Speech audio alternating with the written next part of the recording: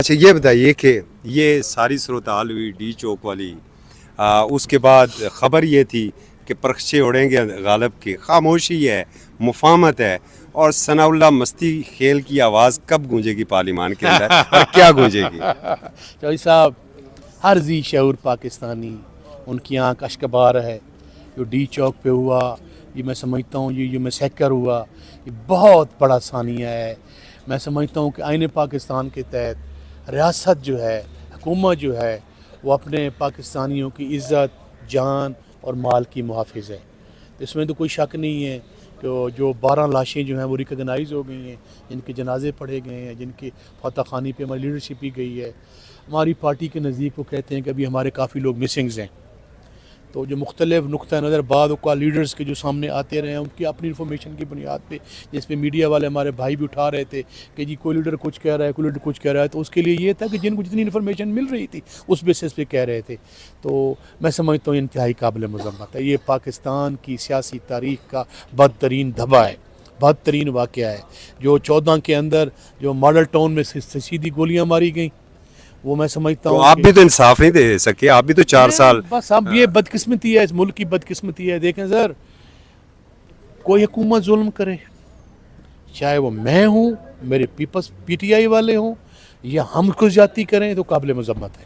ظلم اللہ کو پسند نہیں ہے. حضرت علی کرم اللہ وجہ کا قول مبارک ہے کہ کافر کی حکمرانی قائم رہ سکتی ہے، ظالم کی حکمرانی قائم نہیں رہ سکتی. جب اپنے نہتے پاکستانی، پرامن پاکستانی جو پشاور سے چلے ہیں، تمام تر رکاوٹوں کے باوجود، جو پنجاب کے کونے کونے سے آئے ہیں، جو کراچی سے آئے ہیں، جو کشمیر سے آئے ہیں، جو بلتستان سے آئے ہیں، تمام تر رکاوٹوں کے باوجود جب یہاں آئے ہیں، اس سے پہلے اگر آپ نے گولی چلانی تھی تو ڈی چوک پہ تو ورکر آ گئے تھے 15-20 ہزار. اس وقت تو آپ نے گولی نہیں چلائی.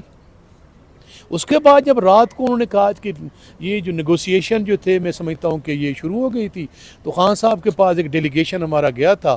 تو خان صاحب کے پاس ڈیلیگیشن جو ہمارا گیا تھا، تو خان صاحب نے جیل کے دروازے بھی تو رات کو کھلے. جی ہاں، جیل کے دروازے رات کو انہوں نے کھول دیے جی، اور کہا جی کہ ہم مذاکرات کرنا چاہتے ہیں. اور خان کے پاس جب وہ گئے تو خان نے کہا نہیں جی، ہم تو پرامن لوگ ہیں، ہماری پارٹی پرامن ہے، ہم پرامن احتجاج کرنا چاہتے ہیں. ہم کو یہ نہیں چاہتے کہ کسی کو فتح کرنے کے لیے ہیں، یا ہمارے ذہن میں یہ تھا کہ ہم پرائم منسٹر آف پاکستان کو بالوں سے پکڑ کے اس کو اتار دیں گے یا کسی اور کو اتار دیں گے. یہ تو غلط خام خیالی ہے، یہ تو ان کی منفی سوچ ہے.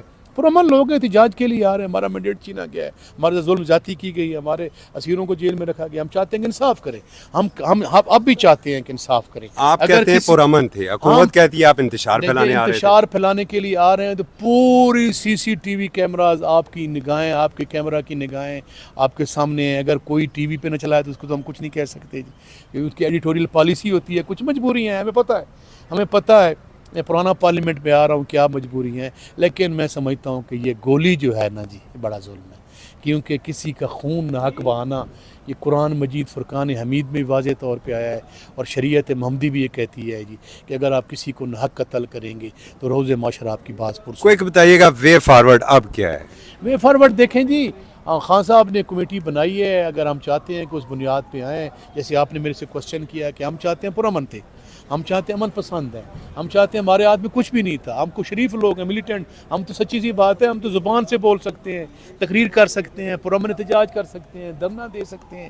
نہ ہم کسی سے ہماری کوئی دشمنی ہے، نہ کوئی انمٹی ہے، نہ ہم کسی کے بارے میں کوئی بری نظر رکھتے ہیں، بری نگاہ رکھتے ہیں، بری سوچ رکھتے ہیں. یہ پاکستان ہے، پاکستان کے اندر رہنے والے تمام ادارے، تمام لوگ ہمارے اپنے ہیں جی، ہم ان کی رسپیکٹ کرتے ہیں. لیکن جہاں تک پولیٹیکل سوچ کا تعلق ہے، جو ہمارا مینڈیٹ چھینا گیا ہے، جو ہمارے ناحق جو حق ان کے خلاف مقدمات قائم کیے گئے ہیں، جو ہمارا رستہ روکا جا رہا ہے، اس کے لیے خان نے کمیٹی بنائی ہے.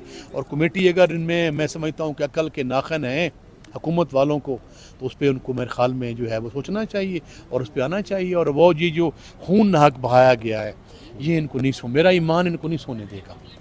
یہ ان کو خون جو ناحق ہے نا جی، یہ کوئی نہیں سونے دے گا. یہ کچھ کہے، جتنے طاقتور ہوں، جتنے پاورفل ہوں، اللہ کے قانون کو، شریعت کے قانون کو جب آپ چیلنج کریں گے بھائی جان، تو اس کے سامنے کوئی نہیں ٹھہر سکتا. بہت شکریہ سر.